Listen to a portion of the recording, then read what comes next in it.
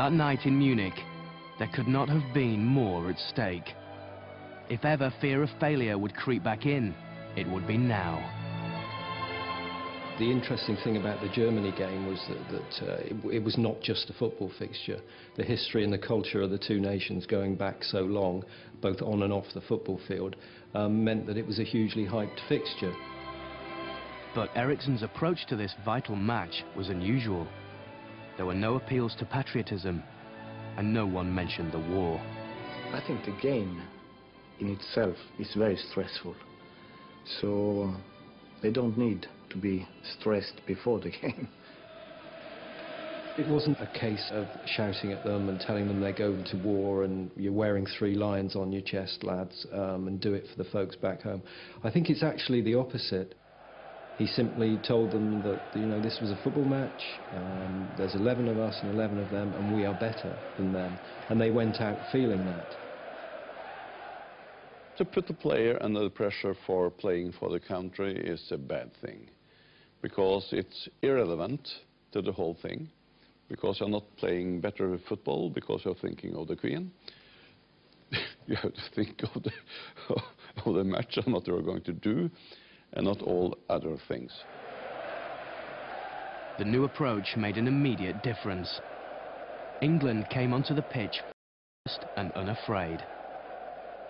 You can feel that in the dressing room before a game, that the team is ready, the team believes they can go out winning. And that, as a manager, is a wonderful feeling when you feel that before the game.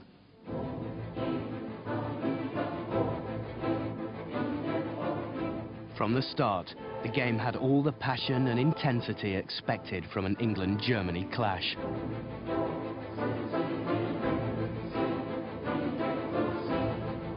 But then, again, it all went horribly wrong.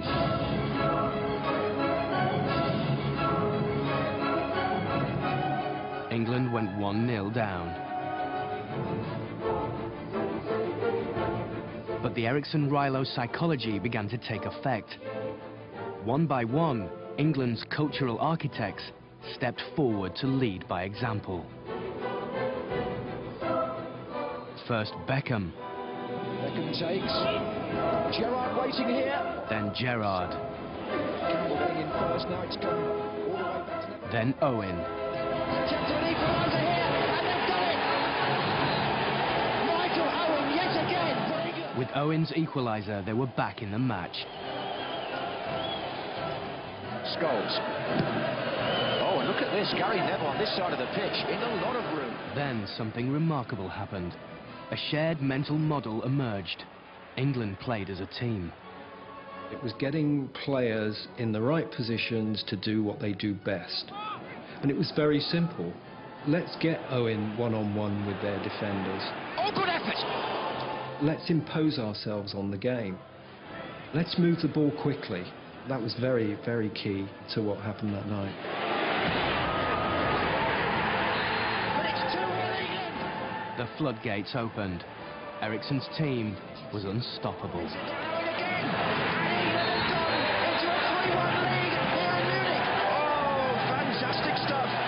What we saw was utterly astonishing, and I don't think anyone in the world would have ever predicted that result. It was quite simply a wonderful night to be in the Olympic Stadium. Owen! Oh, this is getting better and better and better! No longer underachievers, no longer afraid of failing.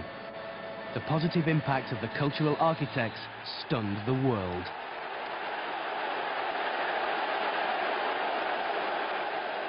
What was so refreshing about it was the way Eriksson empowered these energetic, vibrant young men, took the fear out of them, really. We knew it was going to be hard, but to start off with, which it proved. You know, we went 1-0 down, we had to grind it out, but that shows the character of the whole team. You know, we had to work hard for each other, and we done that. You know, no one would have predicted that result, but, you know, some of us may have predicted the England win, because, you know, we're a good team, and it's just about time we start showing them how good we are.